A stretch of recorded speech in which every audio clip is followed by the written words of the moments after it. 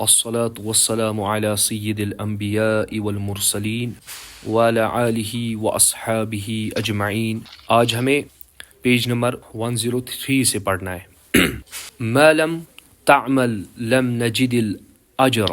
اب امام غزالی رحمۃ اللہ تعالی علیہ اپنے اس شاگرد کو نصیحت فرما رہے ہیں کہ اے میرے بیٹے، اگر تم عمل نہیں کرو گے تو تم اس کا اجر نہیں پاؤ گے۔ یعنی معنی یہ ہے کہ انسان اگر عمل کرتا ہے تو اس کے بعد ہی وہ توقع اس بات کی رکھ سکتا ہے کہ مجھے اس کا اجر ملے، اور جب وہ عمل کرے گا ہی نہیں تو وہ کس چیز کی توقع رکھے گا۔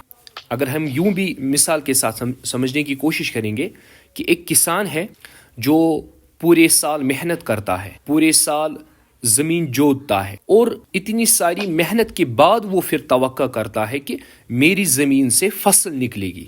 لیکن اگر کوئی ایسا شخص ہے جس کے پاس زمین تو ہے لیکن وہ اس پر پورے سال محنت نہیں کرتا اور وہ توقع کرتا ہے کہ میں باقی لوگوں کے ساتھ جو ہے وہ فصل کاٹوں گا، تو یہ جو ہے احمقوں کی علامت ہے، اور یہ بات بھی احمقانہ بات ہے۔ تو امام غزالی علیہ رحمہ اپنے شاگرد کو سب سے پہلے یہی جملہ ارشاد فرماتے ہیں، ما لم تعمل لم نجد اجرا۔ اگر عمل نہیں کریں گے تو اجر بھی نہیں پائیں گے۔ لیکن انسان جو ہے عبادت کے اعتبار سے اگر ہم دیکھیں تو ہم پر لازم ہے کہ اللہ پاک نے ہمیں جو بنایا ہے اپنی عبادت کے لیے بنایا ہے۔ جیسے پچھلے درس میں بھی ہم نے پڑھا، رب کریم نے کیا فرمایا، ارشاد باری تعالیٰ ہے، وَمَا خَلَقْتُ الْجِنَّ وَالْإِنسَ إِلَّا لِيَعْبُدُونَ۔ میں جنوں اور انسانوں کو پیدا نہیں کرتا لیکن میں نے ان کو صرف اپنی عبادت کے لیے پیدا کیا ہے، اور اپنی معرفت کے لیے اپنی مائک بند رکھے، جو ہے اپنی مائک بند رکھے۔ تو فرماتے امام غزالی علیہ رحمہ، جو میں قرآن کی آیت بیان کر رہا تھا، قرآن کریم کی آیت مبارکہ ہے کہ اللہ تعالیٰ نے انسان کو اپنی عبادت کے لیے پیدا کیا، جنوں انسانوں کو اللہ تعالیٰ نے عبادت کے لیے پیدا کیا اور اپنی معرفت کے لیے پیدا کیا۔ تو اب ہماری ڈیوٹی ہے، چاہے اللہ تعالیٰ ہماری عبادت قبول کرے یا نہ کرے، ہماری ڈیوٹی یہ ہے کہ ہم عبادت کرتے رہے، کبھی عبادت کے ساتھ تغفل نہ کرے اور ہم عبادت سے غافل نہ ہو جائے، کیونکہ ہماری ڈیوٹی ہے عبادت کرنا۔ قبول کرنا یا نہ کرنا یہ اللہ کی جو ہے وہ مرضی ہے۔ تو اسی زمر میں امام غزالی علیہ رحمہ فرماتے ہیں، حکیہ ان رجلا من بنی اسرائیل عبد اللہ تعالی 70 سنہ۔ حکایت بیان کرتے ہیں امام غزالی رحمۃ اللہ علیہ کہ ایک شخص بنی اسرائیل کا تھا جو اللہ رب کریم کی عبادت کرتا تھا 70 سال تک، 70 ایئرز تک۔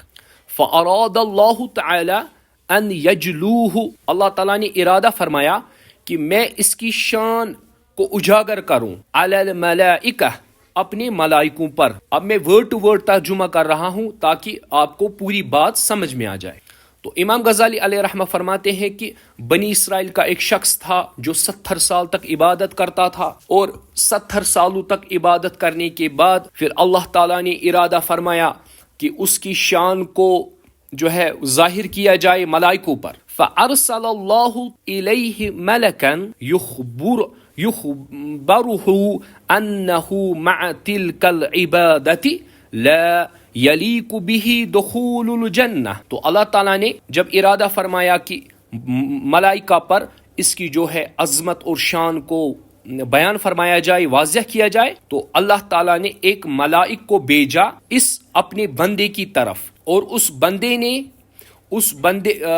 بندے کی طرف ایک ملائک کو بھیجا، اور اس ملائک نے اس بندے کو کہا، کیا کہا کہ اے شخص، تمہاری جو یہ عبادت ہے یہ تمہیں جنت تک نہیں پہنچا سکتی، لا یلیق بہ دخول الجنہ، یعنی یہ کافی نہیں ہے، یہ کارآمد نہیں ہے تمہیں جنت میں داخل کرنے کے لیے۔ فلما بلغہ قال العبد، جب یہ بات اس تک پہنچی تو پھر اس بندے نے جواب دیا، نحن خلقنا للعبادہ، ہمیں تو پیدا ہی کیا گیا ہے عبادت کرنے کے لیے، فینبغی لنا ان نعبدہ، اور حق یہی ہے، بات یہی ہے کہ ہم جو ہے ہم عبادت کرتے رہے تو اس نے مفہوم یہ ہے کہ اس کے پاس جب خبر پہنچی کہ جو تم نے 70 سال تک عبادت کی، اللہ تعالیٰ 70 سال کی عبادت کے بدلے تمہیں جنت میں نہیں داخل کرے گا، اور یہ خبر جب اس بندے تک پہنچی اور اس بندے نے یہ جواب دیا کہ ہمارا کام ہی ہے عبادت کرنا، تو ہمیں چاہیے کہ فَيَنبَغِي لَنَا أَن نَعْبُدُهُ، ہمیں چاہیے کہ ہم عبادت ہی کرتے رہیں۔ یہ بات جب اس ملک نے سنی، فَلَمَّا رَجَعَ الْمَلَكُ قَالَ اللَّهُ تَعَالَى، پھر یہ ملک جب اللہ تعالیٰ کی بارگاہ میں واپس چلا گیا، اللہ تعالیٰ نے اس کو فرمایا، قال اللہ تعالیٰ ماذا قال عبدی، میرے بندے نے تم سے کیا کہا؟ اس ملک نے جواب دیا، قال الہی، اے میرے رب، اے میرے الہ، اے میرے معبود، انت اعلم بما قال، آپ تو بخوبی جانتے ہو کہ اس نے کیا کہا۔ فقال اللہ تعالیٰ، اللہ تعالیٰ نے فرمایا، اب کیونکہ اللہ تعالیٰ کو معلوم ہے نا کہ اس بندے نے کیا کہا کہ ہمیں عبادت کرتے رہنا چاہیے، ٹھیک ہے، ہم تو عبادت کرنے کے لیے پیدا ہوئے ہیں، لہذا اللہ تعالیٰ نے اب اس کا جواب عنایت فرمایا، اذا هو لم يعرض عن عبادتنا، اگر وہ ہماری عبادت کرنے سے اعراض نہیں کرتا، منہ نہیں موڑتا، فنحن، اور جو ہم ہے، مع الکرم لا نعرض عنہ، ہم پر بھی لازم یہ ہے کہ ہم اپنی نظر کرم اور نظر عنایت کو اس بندے سے نہ موڑے، جیسے وہ اپنی فطرت یعنی اپنی عبادت سے اعراض نہیں کرتا، ہمیں بھی اپنی رحمت اور اپنے کرم سے جو ہے وہ منہ نہیں موڑنا چاہیے، اعراض نہیں کرنا چاہیے۔ اشہدو یا ملائکتی، اے میرے ملائکو تم گواہ بنو، تم گواہ ہو جاؤ، تم گواہ بنو، انی قد غفرت لہو، میں نے اس شخص کی جو ہے بخشش کر دی، اس کو میں نے مغفرت عطا کر دی، اس کو میں نے بخش دیا۔ تو اس حکایت سے ایک آئیڈیا ہمیں آ گیا اور ایک بہت ہی عظیم بات سمجھ میں آئی کہ ہمارا کام ہے عبادت کرنا، باقی قبول کرنا، رد کرنا یہ اللہ کی مرضی ہے، اسی کو کہتے ہیں رضا۔ تو بات سمجھ میں یہ آئی کہ ہم اللہ تعالیٰ نے جس چیز کے لیے ہمیں پیدا کیا ہے ہمیں وہ کام کرنا چاہیے، پھر اللہ کریم اس چیز کو رد کرے یا قبول کرے وہ خدا جانے، لیکن جب ہم اس شوق کے ساتھ عبادت کریں گے تو ضرور بھی ضرور اللہ تعالیٰ اپنی رحمت سے جو ہے ہمیں ڈانپے گا اور انشاءاللہ ضرور بھی ضرور ہماری اعمال کو قبول بھی فرمائے گا۔ تو امید ہے یہاں تک بات سمجھ میں آئی ہوگی۔ قال رسول اللہ صلی اللہ علیہ وسلم، نبی پاک صلی اللہ تعالی علیہ وسلم نے فرمایا، حاسبوا انفسکم قبل ان تحاسبوا، اب نبی صلی اللہ علیہ وسلم نے فرمایا اپنے نفس کا محاسبہ کرو، اپنے نفس کا محاسبہ کرو، اپنے آپ سے حساب لو، قبل ان تحاسبوا، اس سے پہلے کہ تمہارا حساب لیا جائے، اس سے پہلے تمہارا محاسبہ کیا جائے۔ وزنوا اعمالکم ان قبل ان توزنوا، اپنے اعمال کا وزن کر لو، اپنے اعمال کو ٹٹولو، اس سے پہلے تمہارے اعمال کو تولا جائے، اپنے اعمال کو تولو، اپنے اعمال کا وزن کرو قبل اس کے کہ تمہارے اعمال کا وزن کیا جائے، یعنی آخرت میں۔ یہی ہوتا ہے جیسے آپ اکثر سنتے ہو، ہمارے مسجدوں کے باہر بھی لکھا ہوتا ہے ان بورڈ پر، نماز پڑھو اس سے پہلے کہ تمہاری نماز پڑھی جائے۔ بہت ہی زبردست کوٹیشن ہے کہ تم نماز کے لیے آ جاؤ اس سے پہلے کہ تمہاری نماز پڑھی جائے۔ بالکل ویسے ہی کلمات اس احادیث مبارکہ کے اندر ہے کہ تم اپنے نفس کا حساب لو قبل اس کے کہ تم آخرت میں تمہارے اعمال کا حساب لیا جائے، اور اپنے اعمال کا وزن کرو اس سے پہلے کہ آخرت میں تمہارے اعمال کو تولا جائے۔ تو حضرت علی رضی اللہ تعالی عنہ کا قول اس کے بعد آ رہا ہے، قال علی رضی اللہ تعالی عنہ من ظن، ایک منٹ، قال علی رضی اللہ تعالی عنہ، حضرت مولا علی رضی اللہ تعالی عنہ بیان کرتے ہیں، من ظن انہ بدون الجہد یصل فہو متمنن، مولا علی فرماتے ہیں رضی اللہ تعالی عنہ، اور اس کے بعد یہ ساتھ میں ہی ہے، ومن ظن انہ، ایک منٹ، ببذل الجہد یصل فہو मुस्तगनिन। अब यहाँ पर हजरत मौला अली रदी अल्लाह ताला अन्हु का एक इरशाद है कि जो शख्स ये गुमान रखता है कि नेक आमाल अपनाए बगैर वो शख्स जन्नत में दाखिल होगा, तो वो शख्स झूठा है, वो शख्स जो है मुतमन्निन है, यानी झूठा है, झूठी उम्मीद जो है बांधे हुए है। तो फिर यानी ऐसा भी हम कह सकते हैं कि वो झूठी उम्मीद का शिकार है, ये भी हम कह सकते हैं। यानी जो शख्स ये कहता है कि मैं बगैर नेक आमाल के, बगैर मेहनत के, जहद हम कहते हैं मेहनत को, बगैर मेहनत के, बगैर नेक आमाल किए मैं जन्नत में दाखिल हो जाऊंगा, तो वो शख्स झूठी उम्मीद का शिकार हो चुका है। वमन ज़न्न अन्नहु बिबज़लिल जहदी यसिलु फहुवा मुस्तगनिन। अब एक और चीज फरमाते हैं, जिसने ये ख्याल किया कि नेक आमाल किए बगैर, यानी वो सिर्फ आमाल की बुनियाद पर, अब यहाँ पर इसका जो है अपोजिट है, वमन ज़न्न अन्नहु बिबज़लिल जहदी। अगर अब ये कोई गुमान करता है कि वो फकत सिर्फ और सिर्फ अमल की बुनियाद पर जो है वो जन्नत में दाखिल होगा, सिर्फ अमल की बुनियाद पर, कहते हैं फहुवा मुस्तगनी, वो मुस्तगनी हो चुका है, वो बेपरवाही का शिकार हो चुका है। तो इन दो सेंटेंस को आप अच्छे से समझ लीजिए। एक शख्स वो है जो कहता है कि मैं आमाल के बगैर जन्नत में जाऊंगा, और दूसरा वो शख्स है जो कहता है मैं सिर्फ आमाल की बुनियाद पर जन्नत में जाऊंगा। अब ये दो चीजें पार्लर में आ गई, बिल्कुल अपोजिट दो चीजें। इसमें गौर फिक्र इस बात पर करनी है कि एक शख्स जो है उसने जमीन वो जोतता ही नहीं है, उसने जमीन जोदा ही नहीं, और वो कहता है कि मैं फसल काटूंगा। ये बेचारा किस चीज का शिकार है? ये झूठी उम्मीद का शिकार है। लेकिन एक शख्स ऐसा है, उसने जमीन तो जो दी लेकिन वो अपनी मेहनत पर भरोसा करता है। ये किस चीज का शिकार हो चुका है? ये हो चुका है बेपरवाही का, मुस्तगनी का शिकार हो चुका है। असल में चाहिए था कि ये जो दूसरा बंदा है ये इस चीज की उम्मीद रखे कि मैं अमल तो करूं क्योंकि ये मेरी ड्यूटी है, मगर भरोसा में अल्लाह की रहमत पर करूं। मुझे चाहिए कि अल्लाह की रहमत पर भरोसा करे, न कि अपने आमाल पर भरोसा करे। अब यहां पर इमाम गज़ाली इम्प्रोवाइज हमें करवा रहे हैं। सबसे पहले जो है वो अमल करो, अमल करने के बाद जो है वो अमल पर भरोसा ना रखो, बल्कि भरोसा रखो तो अल्लाह की रहमत पर भरोसा रखो। तो मफहूम और माना यही है, मन ज़न्न अन्नहु बिदूनिल जहदी यसिल्लु फहुवा मुतमन्निन। जो शख्स ये गुमान करता है कि वो बगैर आमाल के, बगैर नेक आमाल किए हुए जन्नत में चला जाएगा, वो झूठी उम्मीद का शिकार हो चुका है। वमन ज़न्न अन्नहु बिबज़लिल जहदी यसिल्लु फहुवा मुस्तगनिन। और जो शख्स सिर्फ और सिर्फ ये गुमान करता है कि वो आमाल की बुनियाद पर जन्नत में जाएगा, तो वो बेपरवाही का शिकार हो चुका है, तो वो इस्तिगना का शिकार हो चुका है। उम्मीद है ये दो जुमले आपको समझ में आए होंगे मौला अली के रदी अल्लाह अन्हु। उसके बाद वक़ाल अल हसन रहिमहुमुल्लाह तआला, हजरत हसन यानी हसन रदी अल्लाह ताला अन्हु बयान करते हैं।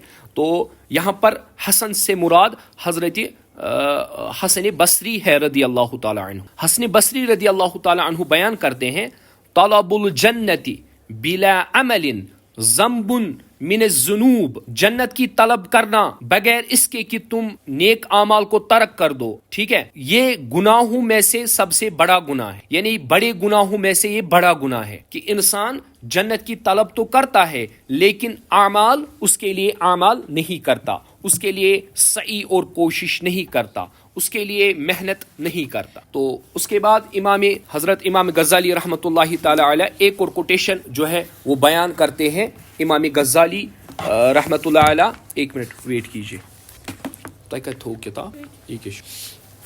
इमाम गज़ाली रहमतुल्लाहि ताला अलैह इसके बाद जो है वो हसन बसरी रहमतुल्लाहि ताला अलैह की एक और जो है वो कौल बयान करते हैं, अलामातुल हकीकति तर्कुल मुलाहज़तिल अमली ला तर्कुल अमल। अब इस बात पर नीचे भी इसकी जो है वो वजाहत की हुई है। एक मिनट आप वेट कीजिए, एक बुक से पता नहीं कहाँ चला गया जी।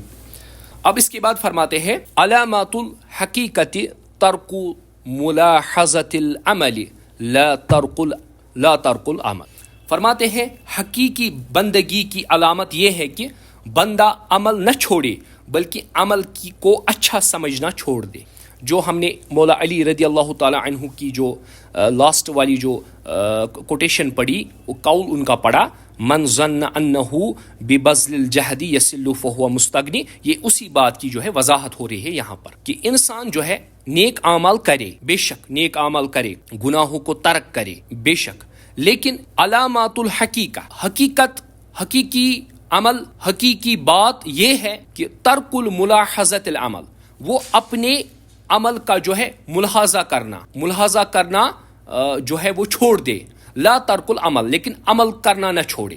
اب ملاحظہ سے یہاں کیا مراد ہے، آپ اس کو اچھے سے سمجھ لیجئے. اگر ایک شخص ہے وہ سادے کپڑے پہنتا ہے اس نیت سے کہ وہ چاہتا ہے کہ اگر میں زیادہ زیب و زینت والے کپڑے پہنوں تو مجھ میں تکبر آ جائے گا. یہ بہت ہی جو ہے نا بہت ہی سنہری بات ہے جو امام غزالی احیاء علوم میں فرماتے ہیں، کیونکہ میں احیاء علوم سے ہی اس ملاحظہ کے ورڈ کو جو ہے نا آپ کے لیے پیش کر رہا ہوں، وضاحت کرنا چاہتا ہوں. تو سنیے، امام غزالی رحمۃ اللہ علیہ فرماتے ہیں احیاء علوم کے اندر کہ ایک شخص ہے جو زیب و زینت کرتا ہے اور اس کو لگتا ہے کہ اگر میں زیادہ زیب و زینت کروں گا یا زیب و زینت میں رہوں گا تو مجھ میں تکبر آ جائے گا. تو پھر وہ شخص کیا کرتا ہے، وہ ترک کرتا ہے اور وہ سادے کپڑے پہنتا ہے، بالکل سمپل کپڑے پہنتا ہے. ٹھیک، پھر اس کے بعد کیا ہو جاتا ہے، جب وہ سادے کپڑے پہنتا ہے تو پھر جب وہ ایسے ہی چلے گا تو اللہ کریم اس کو اس کا اجر انشاءاللہ دے گا، کیونکہ جس چیز کی وجہ سے اس کو لگا کہ مجھ میں تکبر آ جائے گا تو اس نے اس کو ترک کر دیا. بہت ہی اچھی چیز ہے.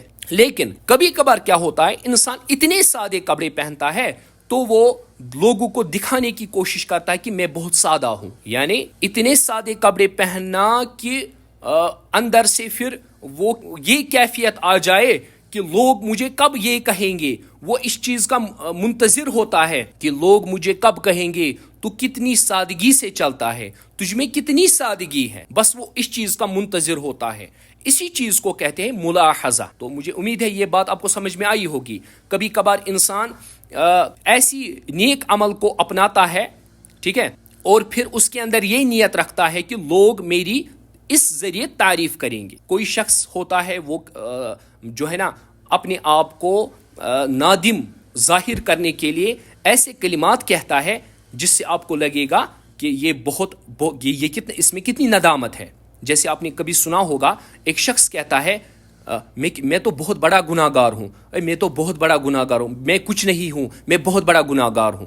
یہ کہنا بھی کبھی کبھار کیا ہو سکتا ہے، یہ کبھی کبھار تکبر میں بھی آ سکتا ہے یہ چیزیں، کیونکہ یہ لوگوں سے ایکسپیکٹ کرتا ہے کبھی کبھار کہ لوگ مجھے نادم سمجھے. تو کیونکہ یہ بہت لمبی بحث امام غزالی نے احیاء علوم میں چھیڑی ہے تو اس کو جمع کرتے ہوئے شارٹ میں بیان کرنا چاہوں گا. تو مسئلہ یہ ہے کہ ہمیں ایسے کپڑے بھی نہیں پہننے چاہیے، ہمیں ایسے اعمال بھی نہیں کرنے چاہیے جس سے تکبر ظاہر ہو، اور اتنے جو ہے نا وہ سمپل کپڑے پہننا، پھر لوگوں سے یہ امید رکھنا کہ لوگ مجھے کہیں گے یہ کتنا سادہ ہے. تو تکبر کی دونوں صورتیں ہو سکتی ہیں. تو اسی لیے کہا گیا ہے اوسط درجے میں چلا کرو، درمیانی درجے میں چلا کرو. امید ہے یہ چیز آپ کو سمجھ میں آئی ہوگی. اور ایک اور بات، تو پھر آگے چلتے ہیں. اخلاص ایک ایسی عمل ہے، اخلاص جس کی طرف بزرگان دین کہتے ہیں اس کی طرف دیکھنا بھی حرام ہے. یعنی اخلاص ایک ایسی عمل ہے جو انسان کے اعمال میں تو ہونی چاہیے، لیکن اس کی طرف پھر نظر کو نہیں دوڑانا ہے، اس کی طرف نظر ثانی نہیں کرنی ہے. مثال میں نماز پڑھ رہا ہوں، ایک دفعہ میں نے سوچ لیا یہ اللہ کی رضا کے لیے میں پڑھ رہا ہوں، بس بات ختم. اب اگر میں یہ سوچنے بیٹھ گیا میں اللہ کی رضا کے لیے نماز پڑھتا ہوں اور پتہ نہیں کتنے لوگ میری طرح نیک ہوں گے جو صرف اللہ کی رضا کے لیے نماز پڑھتے ہوں گے، اس سے عجب پیدا ہوگا، اس سے دل کی ایک اور بیماری پیدا ہوگی یہ بار بار ملاحظہ کرنے سے. تو ایک بار اپنی نیت کو درست کر لیا اور پھر یہ نہیں سوچنا ہے، کمپیریزن نہیں کرنا ہے، لوگوں کے ساتھ اپنی اعمال کو کمپیئر نہیں کرنا ہے.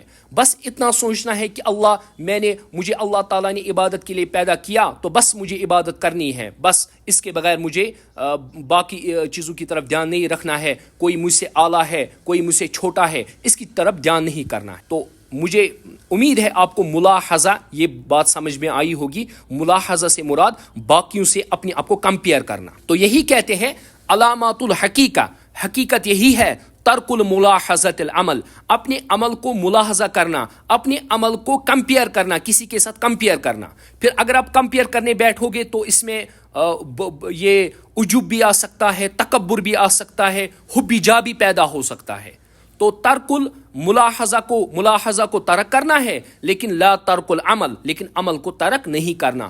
آپ کو سادے کپڑے پہننے ہیں، لیکن لوگوں کے ساتھ اس کو کمپیئر نہیں کرنا ہے کہ فلانی بہت زیب و زینت کرتا ہے، جب یہ مجھے دیکھے گا تو یہ مجھے کہے گا تم کتنے سادے ہو، تم میں کتنی جو ندامت ہے، وغیرہ وغیرہ. ان چیزوں کی طرف ہمیں دھیان نہیں دینا. تو یہاں تھوڑی گفتگو لمبی ہو گئی، لیکن امید ہے بات جو ہے وہ سمجھ میں آئی ہوگی. اس طرح قال رسول اللہ صلی اللہ علیہ وسلم، نبی کریم صلی اللہ تعالی علیہ وسلم نے ایک حدیث مبارک ایک اور بیان فرمائی.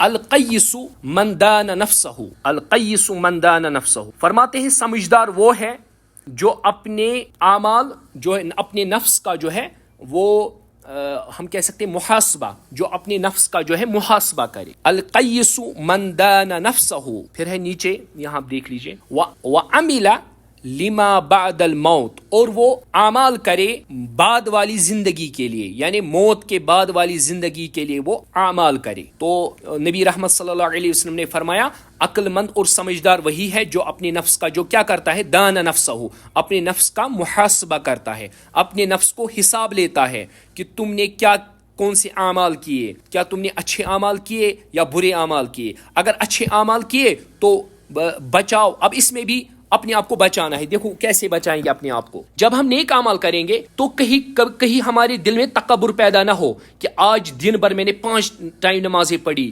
12,000 درود شریف پڑھے، اتنی خیرات کی، اتنے صدقات کیے.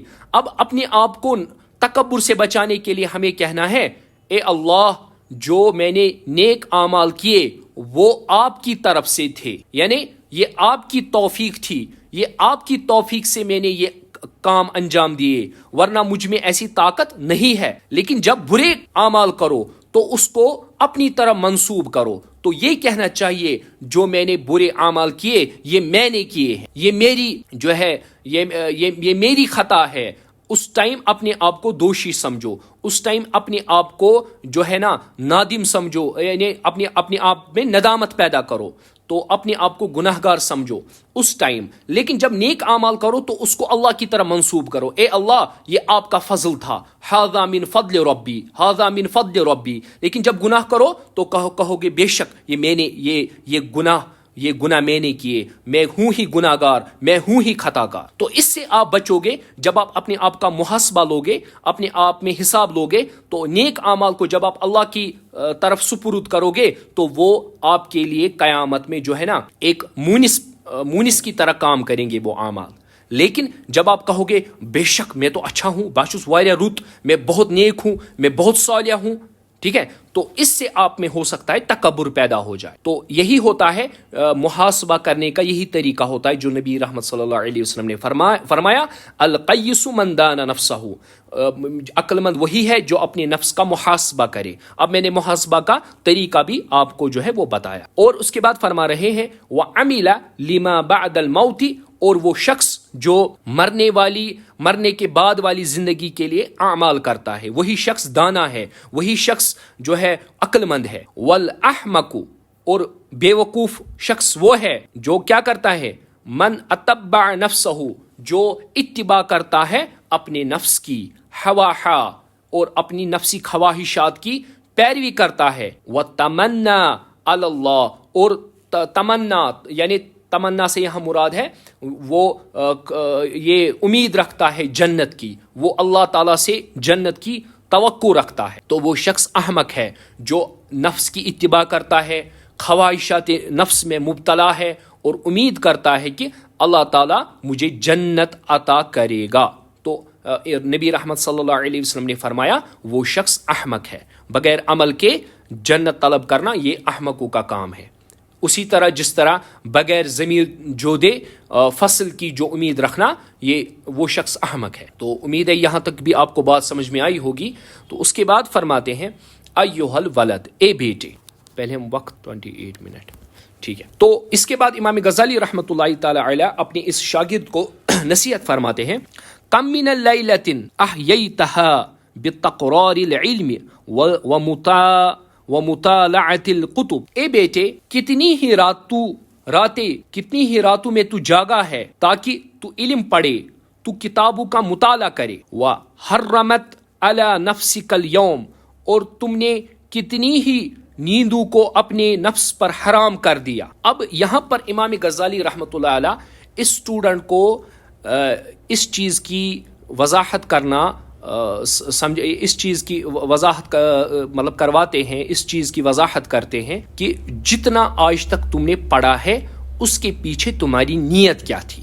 اب امام غزالی اس چیز کی وضاحت فرما رہے ہیں، تو آپ آئیڈیا ذہن میں رکھیں اور اس عبارت کو سنیے. کہہ رہے ہیں وَحَرَّمْتَ عَلَى نَفْسِكَ النَّوْمَ، اور تم نے اپنے اوپر کتنی ہی نیندیں جو ہے وہ حرام سمجھی، اپنے نفس پر جو ہے نیند حرام سمجھی، یعنی آپ جاگتے رہے، پوری رات آپ جاگتے رہے. لا اعلم ما كان باعث فيه ان كانت نیتک. اب یہ اس میں فرما رہے ہیں ان کو کہ تمہاری نیت کیا تھی جو تم اتنی راتیں جگے ہو، اتنی کتابوں کا تم نے مطالعہ کیا ہے، اتنی راتوں تک جاگتے رہے، کتاب پڑھتے رہے، آخر تمہاری نیت کیا تھی؟ تو یہ فرماتے ہیں نیل الغرض دنیا، اگر تمہاری نیت دنیا حاصل کرنا تھی، وجذب حطمها تحصیل المناصبها، اور اگر تمہارا جذبہ اور یہ نیت تھی کہ تم امیر بادشاہ لوگوں سے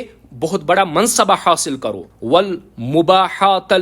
والمباحات علی الاقران والامثال، اگر تمہاری نیت یہ تھی کہ تم اپنے رشتہ داروں میں، اپنوں دوستوں میں، اپنے اقارن میں تم روب پیدا کرو، یعنی ان پر فضیلت حاصل کرو، اگر تمہاری یہ نیت تھی، یعنی یا تو دنیا حاصل کرنے کی، یا تو کوئی منصبہ حاصل کرنے کی، یا لوگوں پر روب جمانے کی، والامثال، یا اسی طرح کوئی اور نیت تھی، ویل لک ثم ویل لک، تو تمہارے لیے خرابی، تو تمہارے لیے خرابی، اور پھر تمہارے لیے خرابی. وَإِن كَانَ قَصْدُكَ فِيهِ إِحْيَاءَ الشَّرِيعَةِ النَّبِيِّ صلی اللہ علیہ وسلم وَتَهْذِيبَ الْأَخْلَاقِ وَقَصْرَ النَّفْسِ أَمَّارَةِ بِالسُّوءِ فَطُوبَى لَكَ ثُمَّ طُوبَى لَكَ وَلَقَدْ صَدَقَ مَنْ قَالَ الشَّاعِرُ سَحْرُ الْعُيُونِ لِغَيْرِ وَجْهِكَ دَاعِئٌ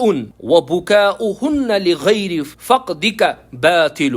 اب اس بات کو سنیے، فرما رہے ہیں امام غزالی علیہ رحمہ، فرما رہے ہیں کہ اے بیٹے، تم نے اتنی راتیں تو جاگا، اتنی کتابیں پڑھی، اور تمہاری نیت کیا تھی؟ اگر تمہاری نیت جو ہے دنیا حاصل کرنا تھا، یا منصبہ حاصل کرنا تھا، یا لوگوں پر روب جمانا تھا، تو تمہارے لیے خرابی، تمہارے لیے جو خرابی ہے خرابی ہے خرابی ہے. اور اگر تمہاری نیت یہ تھی کہ احیاء الشریعہ، تم نبی کریم صلی اللہ علیہ وسلم کی شریعت کو زندہ کرو، یعنی فلاح اور بہبودی، شریعت کی فلاح اور بہبودی کے لیے تم پڑھ رہے تھے، اتنی راتیں جاگ رہے تھے، کتابیں پڑھ رہے تھے، اور تم تہذیب الاخلاق کا، اور اپنے آپ میں اخلاق کی جو ہے وہ تعمیر کرنے کی نیت سے آپ مطالعہ اور کتب پڑھ رہے تھے، اور وَكَسْرَ نَفْسِ أَمَّارَةٍ بِالسُّوءِ، اور اپنے نفس کو توڑنے کے لیے آپ کتابیں پڑھ رہے تھے، کتب پڑھ رہے تھے، علم پڑھ رہے تھے، جاگ رہے تھے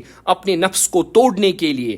فَطُوبَى لَكَ ثُمَّ طُوبَى لَكَ، تو تمہارے لیے مبارک بادی ہو، تو تمہارے لیے مبارک ہو، مبارک ہو، مبارک ہو. وَلَقَدْ صَدَقَ مَنْ قَالَ الشَّاعِرُ، شاعر نے کیا ہی اچھی اور سچی بات کہی ہے. سحر العیون لغیر وجهك داعئ، اے میرے محبوب، تمہارے چہرے کے بغیر اگر میں نے اپنی آنکھوں کو جو ہے کھلا رکھا شب بیداری کی، ٹھیک ہے نا، تو وہ ضائع ہے. اس چیز کو میں تھوڑا اچھے سے آپ کو سمجھانا چاہوں گا. کہتے ہیں، اصل میں مفہوم پہلے عرض کروں گا، پھر آپ کو عربک خود سمجھ میں آئے گا. اگر کوئی پوری رات جاگتا ہے لیکن اللہ اور اس کے رسول صلی اللہ علیہ وسلم کی اس میں رضا شامل نہیں ہے، بلکہ وہ لوگوں کے لیے جاگتا ہے، اپنے نفس کے لیے جاگتا ہے، نفس امارہ کے لیے جاگتا ہے، تو پھر وہ تو سارا کا سارا جاگنا اس کے لیے ایک تو گناہ بھی ہے اور ضائع بھی ہے. تو سحر کہتے ہیں جاگنے کو. عیون مینز آنکھوں کا جاگنا، آنکھوں کا کھلا رکھنا. ٹھیک ہے, تو لغیر ہو گیا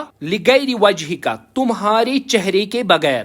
دائعن ہو گیا ضائع ہونا. اب ترجمہ یوں ہو جائے گا, اے میرے حبیب صلی اللہ علیہ وسلم, تمہارے چہرے کو دیکھے بغیر کسی اور کے لیے پوری رات جاگنا ضائع ہے. وَبُكَاؤُهُنَّ لِغَيْرِ فَقْدِكَ بَاطِلٌ, اور تمہاری جدائی کے بغیر کسی کے لیے رونا وہ بھی باطل ہے, وہ بھی ضائع ہے. تو بات سمجھ میں آئی کہ جب انسان جاگتا ہے تو اس میں مقصود اور مقصد یہ ہونا چاہیے کہ ہم جب جاگے تو اس جاگنے میں یہ نیت ہو کہ اس جاگنے کے عوض مجھ سے اللہ اور اس کے رسول صلی اللہ علیہ وسلم راضی ہو جائے. اور جب میں روؤں تو وہ روؤں کس میں؟ اللہ اور اس کے رسول کے فراق میں روؤں, ان کی جدائی میں روؤں. تو وہی سچا رونا ہے, اور وہی پوری رات جو جاگنا ہے وہی فائدہ مند ہے. اب اس کا ایک روحانی ترجمہ سن لیجئے کہ جو ہمارے بزرگانی دین تھے وہ رویا کرتے پوری رات, لیکن اس میں کہ وہ استغفار کرتے تھے, وہ رویا کرتے تھے اپنے گناہوں پر نادم ہو. اپنے جو پہلے وہ لوگ ہی ایسے تھے کہ اگر کبھی کبھار ان کو لگتا تھا میری وجہ سے کسی کا دل دکھا, تو پھر وہ ہمارے حضرات, وہ جو ہمارے بزرگ ہیں, وہ پوری رات رویا کرتے تھے کہیں یہ باعث نہ بن جائے میرے جو اعمال ہے وہ سارے کے سارے ضائع ہو جائے اور معاذ اللہ میں اللہ کی ناراضگی کا شکار ہو جاؤں. تو وہ پوری رات رویا کرتے تھے. ایک یہ وجہ ہے, یہ بھی اس میں بھی اللہ کی رضا موجود ہے. اور دوسرا, نبی کریم صلی اللہ علیہ وسلم کی جدائی میں پوری رات رونا, جیسے حضرت اویس قرنی رضی اللہ تعالی عنہ پوری رات رویا کرتے تھے, تو یہ اسی کے معنی میں ہے. اور جو اوپر ہے لفظ سحر العیون, اس میں امام شافعی فرماتے ہیں من طلب العلا سحر اللیالی, تو پوری رات جاگنا اللہ کی طلب کے لیے. اس میں آپ کو انشاءاللہ آگے اگزامپل ملے گی مولا علی کی رضی اللہ تعالی عنہ, جو پوری رات جاگا کرتے تھے اور کہتے تھے لبیک لبیک انت مولاہ فرحم عبیدن علیک ملجاہ. تو وہ اس پر میں نے ایک ویڈیو بھی بنایا ہے, وہ آپ سن سکتے ہو. تو مقصود اور مقصد یہ ہے کہ جب لوگ سویا کرتے ہیں تہجد کے ٹائم جب لوگ سوتے ہیں تو یہ تہجد کے ٹائم اٹھتے ہیں اور اللہ کی بارگاہ میں آہو بکا کرتے ہیں, اور یہ بیدار بھی ہوتے ہیں اللہ کی رضا کے لیے اور روتے بھی ہیں اللہ کی رضا. تو امید ہے یہ چیزیں آپ کو انشاءاللہ سمجھ میں آئی ہوگی. اب کلاس کا جو ہے وہ وقت مکمل ہو رہا ہے, تو امید ہے اللہ پاک آپ سب کو جو آپ نے سنا اس پر عمل کرنے کی توفیق بھی عطا فرمائے اور اللہ ہم سے راضی ہو جائے. تو اگر کسی کو کوئی کوسچن ہے تو وہ پوچھ سکتا ہے, فرمائے. سبحانک اللہم و بحمدک لا الہ الا انت استغفرک واتوب الیک. السلام علیکم ورحمۃ اللہ وبرکاتہ.